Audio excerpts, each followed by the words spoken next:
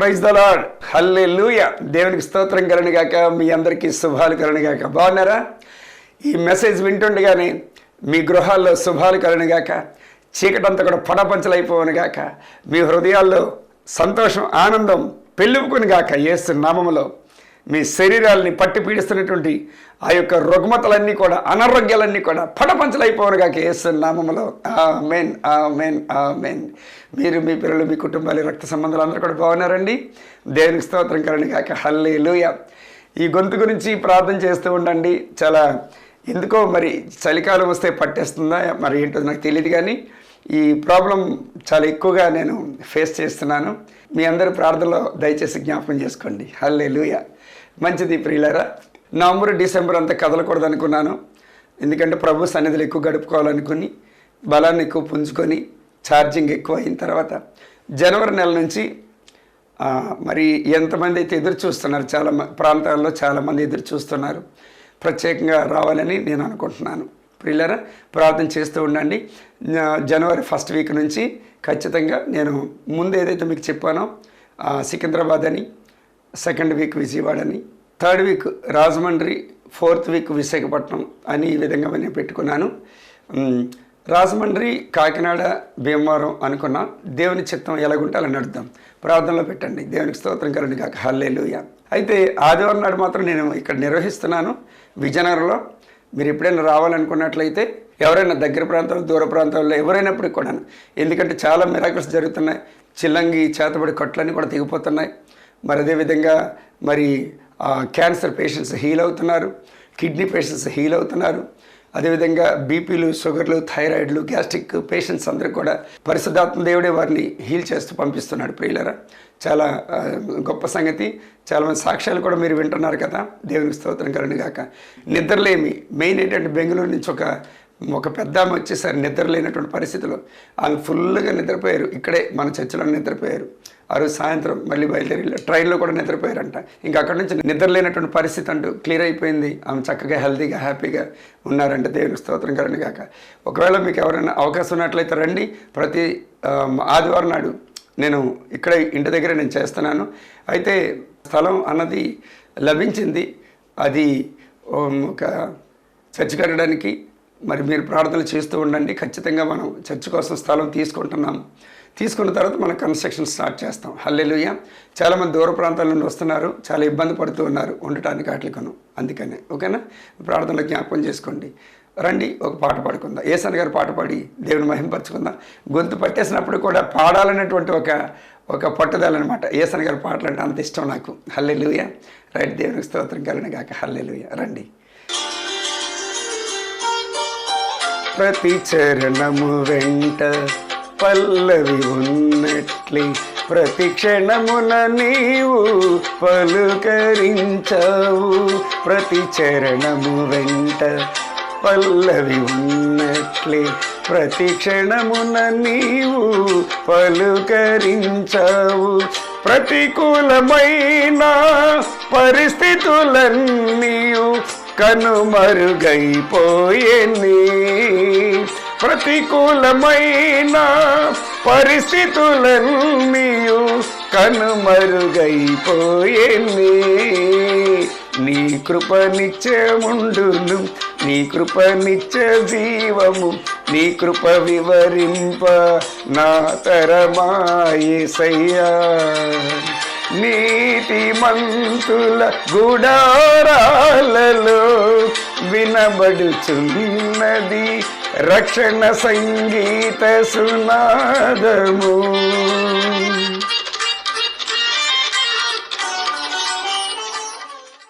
ప్రియులారా, రండి. నాకు తెలిసినటువంటి నా అనుభవంలో నుండి దేవుని తెలియనటువంటి ప్రజలకి ఒక మాట చెప్పనివ్వండి. ప్రియులారా, ఈ దేవుడు అంటే ఒకే గర్భం నుంచి ఉద్భవించినటువంటి వాడు. గర్భం నుంచి అంటే పురుషుని యొక్క సంపర్కం లేకుండా ఈయన భూమి మీదకి వచ్చాడు. కాబట్టి ఈయన ఒక ప్రత్యేకమైనటువంటి స్థితిని కలిగి ఉన్నారు. ఈయన నరవతానిగా భూమి మీదకి వచ్చి తన ప్రజలందరినీ కూడా విడుదల కోసం 1:21 మత్తయి సువార్తలో చెప్తాడు కదా, తన ప్రజలందరినీ కూడా విడిపించుకోవటానికని ఆయనే స్వయంగా రావటం జరిగిందని చెప్పేసి. ఈశపుత్రాంచం విద్ధి కుమారి గర్భ సంభవం మ్లేచ్ఛ ధర్మస్య వక్తారం మసీహోహం సమాగత అని చెప్పేసి ఆ విధంగా తన ప్రజలందరినీ కూడా విడిపించడానికి భగవంతుడే నరవతాడిగా భూమి మీదకి వస్తున్నాడని చేసి భవిష్య పురాణంలో రాయబడింది ప్రియులరా. తర్వాత ఆయన చనిపోయి తిరిగి లేవడం మరొక ప్రత్యేకత. ఎవరు కూడా ఈ భూమి మీద చనిపోయి గుడ్ ఫ్రైడే చనిపోతాడు, 3వ దినాన అంటే ఆదివారం నాడు లేస్తాడు. దాన్ని పునరుత్థాన దినము అని అంటారు. అది ఎవరికి కూడా తెలియదు. అది ఆదివారంలో కలిసిపోతుంది, సెలవుల్లో కలిసిపోతుంది అది. కాబట్టి ప్రియులారా, చాలా గొప్ప సంగతి ఇది. ప్రపంచంలో 3 పండుగలు మొత్తం చాలా ప్రపంచం అంతా కూడా జరుపుకుంటుంది. ఏంటంటే ఆయన జన్మదినం డిసెంబర్ నెలలో వస్తుంది కదా, డిసెంబర్ నెలలో 25న. అంటే 25th అని ఖాయం కాదు, అదే నెలలో పుట్టడం జరిగిందని. రెండోది ఏంటంటే గుడ్ ఫ్రైడే చనిపోవడం, 3వ దినాన సమాధి నుంచి తిరిగి లేవటం, దాన్ని పునరుత్థాన దినం అంటారు, రెజరక్షన్ డే ఇంగ్లీష్లో. కాబట్టి ఈ 3 పండుగలు క్రైస్తవులకి చాలా ప్రత్యేకమైనటువంటివి. కాబట్టి ప్రియులారా, ఈయన కష్టాలు తీరుస్తాడని కాదు, వస్తాయి కష్టాలు వస్తాయి, కన్నీళ్ళు వస్తాయి, ఇబ్బందులు వస్తాయి, ఇక్కట్లు అన్నీ వస్తాయి. కానీ అందులో నుండి మనిషి ఇంకెందుకులే నా బ్రతుకు, ఎందుకులే ఇంకా అయిపోయింది నా బ్రతుకు, చివరి క్షణం వరకు నిరాశ నిస్పృహలతో ఉన్నటువంటి వాడికి చేయూతను అందించే దేవుడు. కాబట్టి ఈ రోజున నీ బ్రతుకు ప్రశాంతంగా ఉండాలన్నా, పిల్ల పాపతో 2 మెతుకులు తినాలన్నా, బ్రతికినన్నాళ్ళు కూడా శాంతి సమాధానం సంతోష ఆనంద ఆరోగ్యాల చేత ఉండాలన్నా సరే అతనే మూలకారకుడు.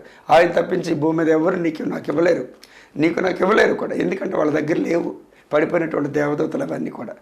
ఆయనలాగా లేకపోతే మనకు నిత్య నరకాగ్ని తప్పదు. ఇంకా అందులోకి వెళ్ళిపోవటం ఇంక అంతే, ఎప్పుడు కాలుతూనే ఉండాలి. ఆత్మకు చావలేదు కాబట్టి. ఎప్పుడైతే నన్ను క్షమించు ప్రభా, నువ్వెవరో నాకు తెలియదు అయ్యా, ఇంతవరకు నేను చీకట్లో ఉన్నాను, నన్ను మన్నించు అని చేస్తే నీ అంత నువ్వు నీ హృదయం ప్రభు మీద ఆధారపడి ఒప్పుకుంటుందో అప్పుడే నీకు రక్షణ, అప్పుడే నీకు మారు మనసు. పశ్చాత్తాపం ఎప్పుడైతే నువ్వు పడ్డావో అప్పుడే నీ యొక్క పేరు అన్నది జీవగ్రంథంలో రాయబడుతుంది. అప్పుడే నువ్వు నరకం తప్పించబడతావు. అప్పుడు నీ ఆత్మ అక్కడ ఆయనతో జాయింట్ అవుతుంది. దాన్ని ఎవ్వరు కూడా తప్పించలేరు. ఎందుకంటే ఆయన మహా కనికరవంతుడు, మహా ప్రేమ గలవాడు, అగాపే ప్రేమ గలవాడు ఆయన. దేవుని స్తోత్రం కలండి కాక. హల్లెలూయా. దేవుడి మాటలని విత్తనాలు మీ హృదయాన్ని నేల మీద నాటింపచేసి ఆయన నీరు పోసి పాడిగట్టి ఫలింపు చేయను కాక. యేసు నామములో ఆమెన్, ఆమెన్, ఆమెన్. ప్రభువుని ఎరిగినటువంటి వారు, ప్రభు మాట విన్నటువంటి వారు ఎవరైతే నా తండ్రి చిత్తానుగుణంగా జరిగిస్తారో వారు మాత్రమే నా తల్లియు నా సహోదరులు అని చెప్పి అంటాడు అక్కడ. ప్రభువా అని పిలిచినంత మాత్రాన ఎవరు కూడా నా రాజ్యానికి వారసులు కాలేరు అంటాడు. హల్లెలూయా. దేవుని స్తోత్రం కలుగును. మత్తయి సువార్త 7:21 దేవుని స్తోత్రం కలుగును గాక. హల్లెలూయా. 2 వాక్యాల్లోకి వెళ్దాము. ఎఫెసీయులకు రాసిన పత్రిక 4:11-12 చూడండి ఒకసారి. మనమందరము విశ్వాస విషయములోను దేవుని కుమారుని గూర్చిన జ్ఞాన విషయములోను ఏకత్వం పొంది సంపూర్ణ పురుషుల వరకు, అనగా క్రీస్తునకు కలిగిన సంపూర్ణతకు సమానమైన సంపూర్ణత కలవారమగు వరకు ఆయన ఇలాగు నియమించెను. దేవుని యొక్క ఆశ ఏంటంటే తన కుమారుని భూమి మీద పంపించారు కదా. ఎందుకనంటే తన ప్రజలందరూ కూడా, తన పిల్లలందరూ కూడా తన కుమారునికి సమానమైనటువంటి వారసత్వం పొందుకోవాలని, సమానమైనటువంటి హక్కుదారులు అవ్వాలని, సంపూర్ణమైనటువంటి సిద్ధి కలగాలని చెప్పేసి ఆయన ఆ కోరిక కలిగి తన కుమారుని, అంటే తన కుమారునిగా ఈ భూమి మీద రావడం జరిగింది. నా పిల్లలందరూ కూడా ఈ విధంగా ఉండాలి అని.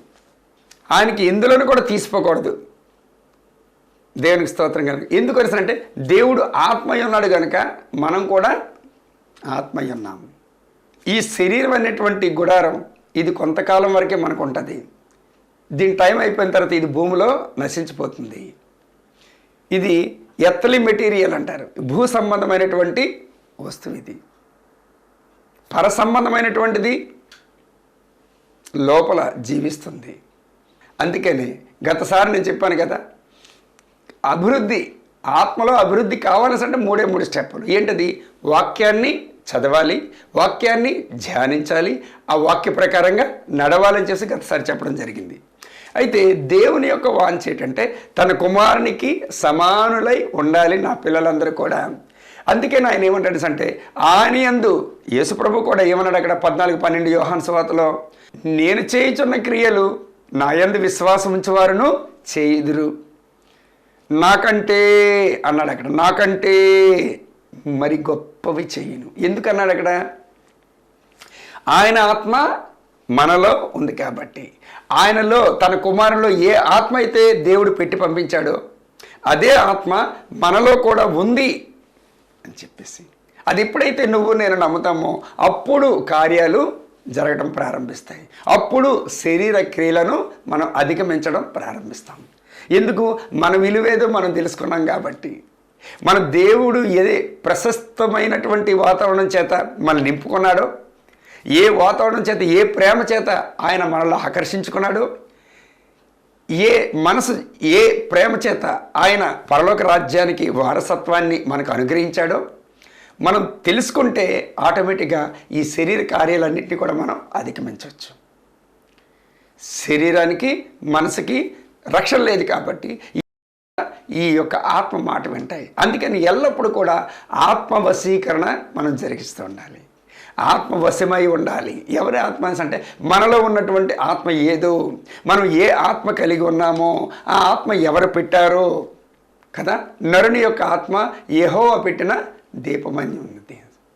కాబట్టి సాధారణమైనటువంటి విషయం నుండి, పరిస్థితి నుంచి అసాధారణమైనటువంటి పరిస్థితిలోనికి మనం రావాలి. సాధారణమైనటువంటి మనిషిగా ఉన్నాము, అసాధారణమైనటువంటి పరిస్థితులకు ఎప్పుడైతే మనం మన ఆలోచన విధానాన్ని మనం మార్చుకుంటామో అప్పుడే మన ముందు ఉన్నటువంటి ప్రతి పరిస్థితి కూడా అనుకూలంగా మారిపోతుంది. ప్రతికూల పరిస్థితులన్నీ కూడా అనుకూలంగా మార్చబడతాయి. ఎందుకనంటే మనం విలువైనటువంటి వారమై ఉన్నాము. ఎవరికి? దేవునికి విలువైనటువంటి వారుగా ఉన్నాం. మనకిచ్చినటువంటి విలువ ఏ పక్షికి ఇవ్వలేదు, ఏ జంతువుకి ఇవ్వలేదు, ఏ దేవదూతకు కూడా ఇవ్వలేదు సుమా. అంత విలువ ఆయన ఇచ్చాడు. అందుకనే కీర్తన గ్రంథం 8వ అధ్యాయంలో చూసుకున్నట్లయితే ఆయన కిరీటాన్ని అంట, ఏ కిరీటం అది? మహిమ కిరీటాన్ని నీకు ధరింపచేశాడంట. మహిమ కిరీటం, మహిమ కిరీటం. ఈ మహిమ కిరీటం నీ మీద, నా మీద ఉంచాడు ఆయన. ఎందుకని అంటే తన వలే తన కుమారునికి సమానత్వాన్ని పొందుకోవడానికి అని చెప్పేసి, తన కుమారుడు ఏ విధంగా అయితే జీవించాడో నేను కూడా అదే విధంగా జీవించాలని. తన నోట ఏ మాట అయినా సరే లేకుండా, మాటలో కూడా ఎలాంటి తప్పు లేకుండా, పొరపాటు లేకుండా, తన ప్రవర్తనలో ఎలాంటి తప్పు లేకుండా, ప్రవర్తన లేకుండా తన కుమారుడు ప్రవర్తించి వెళ్ళాడు కాబట్టి, తండ్రి పేరు నిలబెట్టాడు కాబట్టి, అదేవిధంగా తండ్రి పేరు నువ్వు నిలబెడతావని, తండ్రికి సమానంగా ఉంటావని, తండ్రి అడుగు జాడల్లో ముందుకు సాగుతావని, తండ్రి నీకేమి ఇచ్చాడో అది గమనించుకుంటూ తండ్రి యొక్క మార్గాలను అనుసరిస్తావని, తండ్రికి విధేయత చూపిస్తావని ఆయన ఆశ. ఎప్పుడైతే నువ్వు అట్టి విధంగా చూపిస్తావో ఇంక ఏది కూడా నీ ముందు నిలవడానికి అవకాశం లేదు. నీ ఆలోచన విధానాన్ని ఒకసారి మార్చుకోవాలి. కన్నీళ్లు గార్చడం ఇవన్నీ కూడా కాదు, చెయ్యొచ్చు. కానీ ఆత్మ కంట్రోల్లో నువ్వు ఉన్నావు. నీలో ఉన్నటువంటి ఆత్మ గొప్పది. లోకంలో ఉన్నటువంటి అన్నిటికంటే నీలో ఉన్నటువంటి గొప్పోడు చాలా చాలా గొప్పవాడు, బలవంతుడై ఉన్నాడు. ఎందుకు నువ్వేంక కన్నీళ్ళు గారుస్తావు? ఎల్లప్పుడూ కూడా ఆనందంతో ఎగిరి గంతులై సంతోషించు. అప్పుడు నీలో ఉన్నటువంటి కోరికలన్నీ కూడా నెరవేర్చబడతాయని చేసి 37:4 కీర్తన గ్రంథంలో సెలవిచ్చాడు ఆయన. అంటే నువ్వు ఒక ముద్దు బిడ్డవి, నువ్వు ఒక ఆకర్షణమైనటువంటి ఆశీర్వాదాన్ని, నువ్వు ప్రజలందరికీ కూడా అన్యజనులకు నువ్వు ఆశీర్వాదకరంగా ఉండాలి, నువ్వు ఆకర్షణీయంగా ఉండాలి, నువ్వు ఒక తెరిచినటువంటి పుస్తకం వల్లే ఉండాలి. నువ్వు నీ నడకను చూసి, నీ ప్రవర్తన చూసి, నీ జీవితాన్ని చూసి, నీ బ్రతుకును చూసి అనేకులు నేర్చుకోవాలంట. అబ్బా అని చెప్పేసి నోటి మీద వేనేసుకోవాలంట. ఎందుకు? ఎప్పుడు అంటే నువ్వు అభివృద్ధి పొందుకుంటావు. ఎందుకంటే నీవుగా నువ్వు గమనించుకున్నప్పుడు, నువ్వెవరో నువ్వు తెలుసుకున్నప్పుడు, దేవుని స్తోత్రం కలుగుగాక, హల్లెలూయా. అందుకని నేను ఏమై ఉన్నా నువ్వు కూడా అదే అయి ఉన్నావు, నేను ఏమై ఉన్నానో నువ్వు కూడా అదే అయి ఉన్నావు అని చెప్పి ఆయన చెప్తున్నాడు. ఆయన నేను సర్వ సంపూర్ణత కలిగి ఉన్నాను, నీవు కూడా సర్వ సంపూర్ణత కలిగి ఉన్నావు నువ్వు. అందుకని గలతీయులకు రాసిన పత్రిక 4వ అధ్యాయంలో ఏమంటాడు ఆయన? 1-2 నువ్వు దాసుడిగా, నువ్వు వారసుడు అయినప్పటికీ, నువ్వు కుమారుడు అయినప్పటికీ నీవుగా తెలుసుకోకపోతే నువ్వు దాసుడిగానే ఉండిపోతావు. కాబట్టి ఇంప్రూవ్ చెయ్యు, ఎదుగుదల. నీలో ఉన్నటువంటి స్పిరిట్కి కాన్సన్ట్రేషన్ పెట్టు, నీలో ఉన్న స్పిరిట్ మీద. అందుకని నువ్వు you have a super natural power అని చెప్పి అంటాడు. అంటే నువ్వు అసాధారణమైనటువంటి శక్తిని కలిగి ఉన్నావు. ఇప్పుడేం లేదు, నేను నా దగ్గరికి వస్తారు కదా యవనస్తులు, వాళ్ళ మీద నేను చేతులుంచి మీరు కూడా చేయండి ఈ పని అంటే చేసేస్తారు.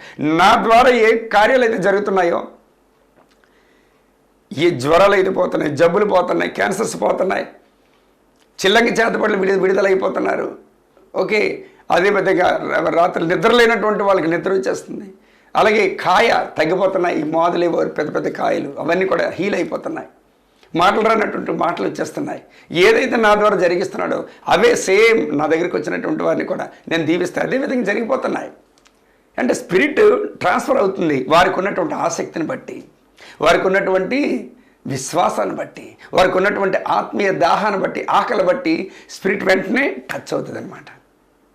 నిప్పు లేకుండా ఎలా పొగ వస్తుంది? నిప్పు ఉంటేనే పొగ వస్తుంది, నిప్పు లేకపోతే పొగ రాదు. వట్టిగట్లు పెట్టేసి పొగ రా రా రా అంటే రాదు. ఫస్ట్ నిప్పు కావాలి. ఆత్మీయ స్థితి మీద ఒక గ్రిప్ కావాలి, ఒక గ్రిప్పు, ఒక పట్టు. ఇది ఒక లెవెల్ అనమాట. ఇది దేవుడు మనకి ఇచ్చినటువంటిది మనం తెలుసుకున్నట్లయితే మనం ఇంకా ఉపవాసాలు ఉండవసరం లేదు. ఎందుకంటే నిత్యం ఆనందమే.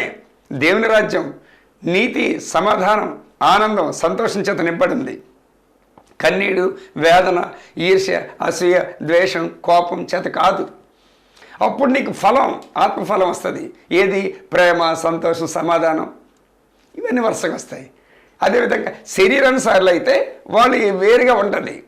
శరీరానుసార్లు శరీర విషయాల మీద మనసు పెడతారనేసి కదా, వాళ్ళు వేరుగా ఉంటుంది. విచారము, బెంగ, బెగులు, చీకు, చింత, జారత్వం, దొంగతనాలు ఇవన్నీ కూడా వేరుగా ఉంటాయి. అసూయ, ద్వేషం, ఏమంటారు దాన్ని, స్వార్థం, ఇవన్నీ కలిగి ఉంటారు. శరీరానుసార్లు. అదే మనం ఈ లోకానుసారం కాదు, ఈ లోకానుసారమైనటువంటి వారం కాదు, పరలోకానుసారమైనటువంటి వారం. ఇంకో విషయం ఏంటంటే మనం పరిశుద్ధంగా ఉండాలని పొరపాటును కూడా ఉండలేము. పరిశుద్ధంగా ఉండడం వల్ల మనకు చేత కాదు, కానీ లోపల ఉన్నటువంటి వాడు మాత్రం పరిశుద్ధుడు. దాన్ని మీరు గమనించుకొని దాన్ని బట్టి మీరు ధీమా వ్యక్తం చేయండి, దాన్ని బట్టి మీరు విశ్వాసంతో ఉండండి, దాన్ని బట్టి మీరు ఎగిరి గంతులు వేయండి లోపల ఉన్నటువంటి ఈ యొక్క ఆత్మను బట్టి. ఎందుకంటే తీగే ద్రాక్షవల్లిలో ఉంటేనే కానీ ఫలించనే ఫలింపు అని అంటారే, ద్రాక్షవల్లిలో వస్తున్నటువంటి ఆ యొక్క రసం ఏముంది? అదే రసం ఎందులోకి వెళ్తుంది? తీగలోకి. అంతే కదా, ఈ ద్రాక్షవల్లిలో ఉన్నటువంటి జ్యూస్ అన్నది తీగలోకి వెళ్తుంది. మరి ఈ జ్యూస్ ఒకటే కదా, ఒకటైనప్పుడు ఇంకేముంది? అంతే కదా. కాబట్టి యేసు ప్రభులో ఏదైతే ఆత్మ ఊది పంపించాడో, ఆత్మచేత బలపరిచి స్థిరపరిచి పంపించాడు భూమి మీదకి, అదే ఆత్మని మనకు కూడా ఇవ్వడం జరిగింది. కనుక దాన్ని నేను మనిషి ఏంటంటే ఈ బాడీ నాది కాదు, నేను ఆత్మ వశీకరణ అయి ఉన్నాను. లేదంటే ఐఎమ్ స్పిరిట్ మ్యాన్, నేను ఆత్మనై ఉన్నాను. ఇది నా బాడీ అన్నది టెంపుల్ అయి ఉంది. ఈ టెంపుల్లో నా ఆత్మ అనేటువంటి దేవుడు దాగి ఉన్నాడు. కాబట్టి అగ్ని లాంటి ఆత్మ కలిగి ఉన్నాను. కాబట్టి ఈ అగ్ని లాంటి ఆత్మ కలిగినటువంటి ఈ శరీరానికి ఇంక ఎలాంటి వ్యాధులు కానీ రోగాలు కానీ ఏమి రావు అని చెప్పేసి వెంటనే మనం దాన్ని ధ్యానిస్తూ ఉండాలి, మెడిటేషన్ చేస్తూ ఉండాలి. అప్పుడే ఆ రోగాలన్నీ కూడా కాలిపోతాయి. దేవునికి స్తోత్రం కలుగును గాక. అట్టి విధమైనటువంటి ప్రక్రియ మనలో జరుగుతూ ఉండాలి. ఆలోచన విధానం ఎప్పుడు కూడా రన్ అవుతూ ఉండాలి. అప్పుడే నువ్వు బలవంతుడివి అంటాడు కదా. 1 యోహాను 3:8 ప్రకారంగాను ఈ లోకపు క్రియలను, అపవాది క్రియలను లయపరచడానికి మనిషి కుమారుడు దిగొచ్చాడు. సేమ్ అదేవిధంగా ఆ మనిషి కుమారుడు వెళ్ళిపోయినటువంటి స్థానంలో నిన్నుంచాడు. కాబట్టి నువ్వు కూడా ఆ క్రియలను నువ్వు లయపరచాలి. ఎలాగా? నీవుగా ఆత్మచేత బలపరచబడిన తర్వాత అప్పుడు శరీర క్రియలన్నింటినీ కూడా నువ్వు అధిగమిస్తావు. అప్పుడు ఆటోమేటిక్గా అపవాది క్రియలను కూడా నువ్వు లయపరుస్తావు. అది ఎందుకు? ఆయన స్థానంలో నిన్ను ఉంచాడు కాబట్టి, నువ్వు ఆయన వాడివైనా కాబట్టి నీ బలహీనత అంతా కూడా ఆయన భరించేశాడు సిలువలని. ఆయన ఎప్పుడైతే నీలో ఉన్నటువంటి ఆ బలహీనతలు, నీలో ఉన్నటువంటి ఆ చీడంతా కూడా, నీలో ఉన్నటువంటి ఆ చీకటి అంతటిని కూడా ఆయన తీసేసుకొని ఆయనలో ఉన్నటువంటి పరిశుద్ధతను నీకు ఇచ్చాడు. ఆయనతో పాటు నువ్వు కూడా చనిపోయి తిరిగి లేచావు. ఆయన రక్షణలో నిన్నొక ఉన్నతమైనటువంటి శ్రేష్టమైనటువంటి శక్తివంతునిగా, ప్రశస్తమైనటువంటి నూతనమైనటువంటి ఒక సృష్టిగా నేను తయారు చేసేయడం జరిగింది. నూతన సృష్టివి నువ్వు, క్రీస్తులో నూతన సృష్టివి. కొరింథీయులకు రాసిన 2వ పత్రిక 5:17 ప్రకారంగాను. ఎందుకు దిగులు, ఎందుకు బెంగలు, ఎందుకు బెంగ? అందుకని నువ్వు ఎప్పుడు కూడా నీ దిగులను చూసి, నీ బెంగ విచారాలు చూసి అపవాది గంతులేస్తుంటాడు, ఇంకా పట్టి పీడిస్తుంటాడు.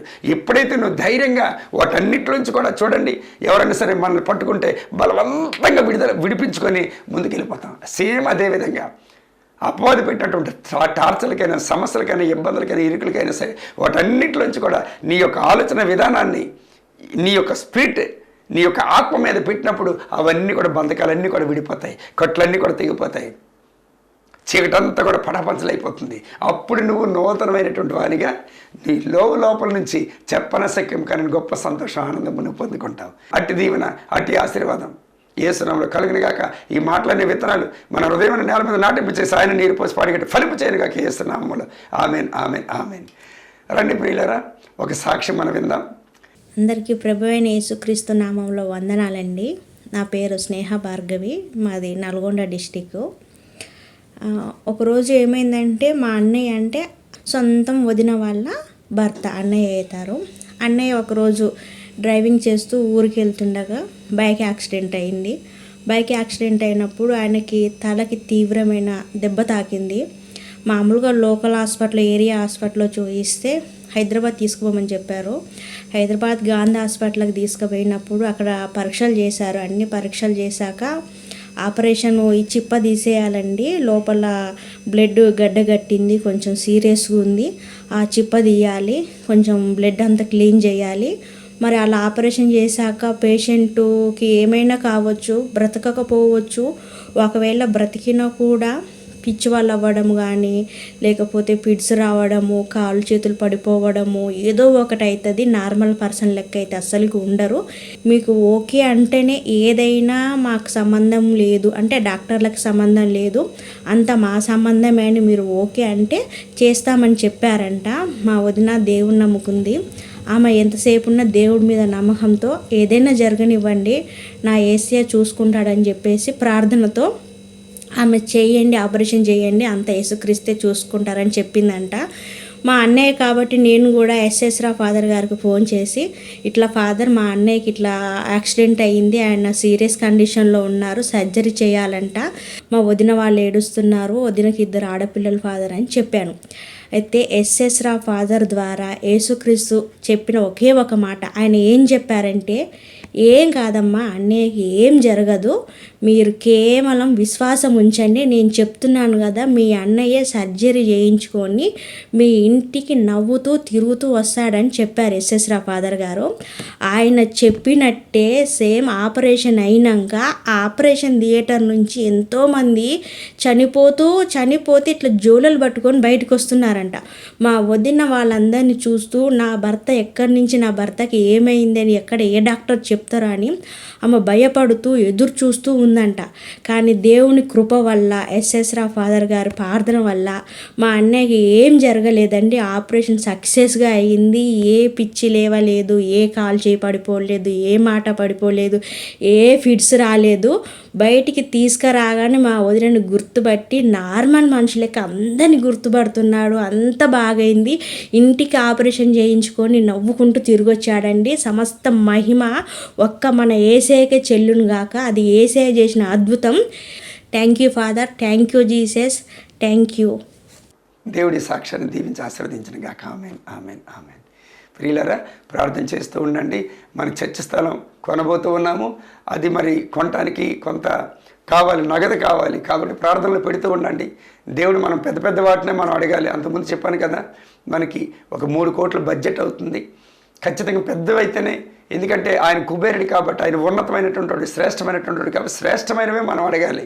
అసాధారణమైనవి అడగాలి, కానీ సాధారణమైనటువంటి వానిగా అడగకూడదు. ఖచ్చితంగా ఇస్తాడు ఆయన. ఆ పని అయింది కాబట్టి, పరిచర్య అయింది కాబట్టి, మినిస్టర్ అయింది కాబట్టి.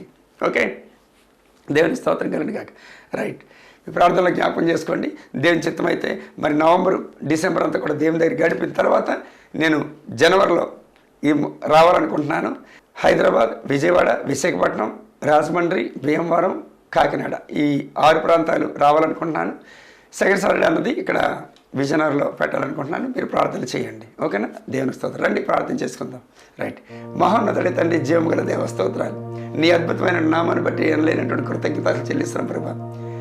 నీవు సాధారణమైనటువంటి వానిగా నువ్వు రాలేదు ప్రభా, అసాధారణమైనటువంటి వానిగా నువ్వు వచ్చావు. మమ్మల్ని కూడా అసాధారణమైనటువంటి వారిగా ఉండమన్నారు ప్రభా. అందుకే పౌలు గారు, నేను పరిశుద్ధంగా ఉంటున్నాను కాబట్టి నాలాగే మీరు కూడా పరిశుద్ధులై ఉండండి అని చెప్పి ఆయన సెలవిచ్చాడు. కాబట్టి ఆత్మ వశీకరణ మాకు జరగాలి, ఆత్మయందు మాకు అవగాహన రావాలి, ఆత్మలో మేము వృద్ధి పొందాలి, ఆత్మలో ఎదగాలి, ఆత్మను అర్థం చేసుకునేటువంటి శక్తిని, జ్ఞానాన్ని మాకు అనుగ్రహించమని, అలాగే ఈ సమయంలో ఎంతమంది అయితే మానసిక, శారీరకంగా, ఆత్మికంగా, ఆర్థికంగా కొట్టుమిట్టాడుతూ చావు బ్రతుకుల మధ్య నలిగిపోతూ ఉన్నారో, రాత్రులు నిద్ర పట్టక, తిన్న తిండి వంట పట్టక, బెంగలతో చీకులతో చింతలతో, మరి పిల్లల విషయంలో అయితేనేమి, భర్త విషయంలో అయితేనేమి, దగ్గర వాళ్ళు దూరం వారి విషయం అయితేనేమి, అన్ని విషయాల్లో కూడా నా తండ్రి ప్రభు చెప్పనశక్యం కానటువంటి బాధలతో, వ్యాధులతో ఎవరైతే ఉన్నారో వారందరికీ ఇప్పుడే విడుదల కలుగును గాక. వారందరికీ నా తండ్రి ఇప్పుడే ప్రశాంతత కలుగును గాక. వారందరూ కూడా ఇప్పుడే దీవించబడదురు గాక. వారందరూ కూడా ఆశీర్వదింపబడదురు గాక. యేసునామములో చీకటంతా కూడా పడాపంచలైపోను గాక వాళ్ళ బ్రతుకుల్లో నుంచి. యేసునామములో తండ్రి మీకు లెక్కకు మించిన కృతజ్ఞతలు చెల్లిస్తాం ప్రభా. అదేవిధంగా తండ్రి ప్రభా, మరి ఈ దినాన దేవ, మరి నీ యొక్క ప్రజలందరి యొక్క రక్షణార్థమై తండ్రి ప్రభు నీ పేరు కుమారుడు ప్రేరేపించబడినటువంటి విధానాన్ని బట్టి నీకు స్తోత్రాలు. చంద్రపాల్ గారిని బట్టి మీకు వందనాలు చెల్లిస్తున్నాం ప్రభా. దేవ, కుమారుని దీవించండి, ఆశీర్వదించండి, మంచి ఆరోగ్యాన్ని దయచండి ప్రభా. బబితకి తండ్రి ప్రభా, మరి గీత, అలాగే నా తన తల్లి గారు, అలాగే వారందరికీ కూడా నాయన ప్రత్యేకమైనటువంటి మంచి ఆరోగ్యం దయచండి ప్రభా. మంచి శాంతి సమాధానం దయచండి ప్రభా. దూరాన్ని ఉన్నటువంటి నీ కుమారుని చుట్టూ, నీ కుమారుని యొక్క కుటుంబం చుట్టూ కంచె వేస్తున్నాం ప్రభా. కాపుదలు ఉంచండి ప్రభా. ప్రశస్తమైనటువంటి ఆశీర్వాదాలు వారికి అనుగ్రహించండి తండ్రి. దేవా, నా తండ్రి ఎన్ని సువార్తలు ఆయన ప్రకటించారు, అన్ని రెట్టింపు 100 రెట్లుగా తండ్రి ప్రభా వారి మీదకి, వారి పిల్లల మీదకి, వారి కుటుంబం మీదకి రాయన నిండు ఆశీర్వాదాలు వచ్చును గాక. యేసు నామములో తండ్రి నీకు స్తోత్రాలు చెల్లిస్తాం ప్రభా. ఆయన ఎట్లా మీరు జరిగించిన గొప్ప కార్యం బట్టి మీకు వందనాలు చెల్లిస్తాం ప్రభా. నీకే వందనాలు. అపోది ఉచ్చుల్లోంచి, చిక్కుల్లోంచి నన్ను విడిపించి నీ సాక్షార్థమై ఇప్పుడు వాడుకుంటున్నందుకు లెక్క మించిన స్తోత్రాలు చెల్లిస్తున్నాం ప్రభా. దేవ, ఎంతమంది అయితే ఈ టీవీ కార్యక్రమాల కోసం, నీ యొక్క రాజ్య విస్తరణ కోసం, నీ సువార్త పరిచర్య కోసం ఎంతమంది అయితే నన్ను ఇంతవరకు నైనా వారి కష్టార్జితాన్ని దారబోసారో, గుప్పెళ్ళిప్పారో, వారందరికీ నా తన్ని 30 60 100 మానసిక, శారీరక, ఆత్మీయ, ఆర్థిక పరిస్థితులు అన్నింటిలో నా తన్ని ప్రభా యేసు నామములో వారు దీవెనలు పొందుకుందరు గాక, ఆశీర్వదింపడుదురు గాక. యేసు నామములో వారి బలహీనతలన్నీ కూడా యేసు నామములో కాలిపోవును గాక. వారి పిల్ల పాపలతో సుఖశాంతులతో వారు దిలుదురు గాక. యేసు నామములో మహిమ పొందుకుని రాజా, నీ ప్రజలందరినీ మరోసారి దీవిస్తున్న ప్రభా. ఎవరైతే జలాన్ని, తైలాన్ని పట్టుకున్నారో యేసు నామములో అవి దీవించబడిన గాక, ఆశీర్వదింపబడిన గాక, అవి వెలుగుతో నింపబడిన గాక, క్రీస్తు రక్తంతో నింపబడిన గాక. ఎక్కడ అప్లై చేసినప్పటికీ గొప్ప విడుదల కలిగిన గాక.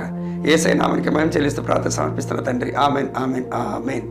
తండ్రి, కుమార పరిశుద్ధాత్మ త్రియేక దీవెనలు మనకి, మన పిల్లలకి, మన కుటుంబాలకు, మన రక్త సంబంధాలు, ఇరుగు వారికి, పొరుగు వారికి ఎల్లప్పుడూ కూడా తోడుగా ఉంటూ, గొప్ప కార్యాలు జరిగిస్తూ, గొప్ప దీవెనలు అనుగ్రహిస్తూ ఆయన నామానికి మహిమ తెచ్చుకోవడం గాక. Amen, amen, amen.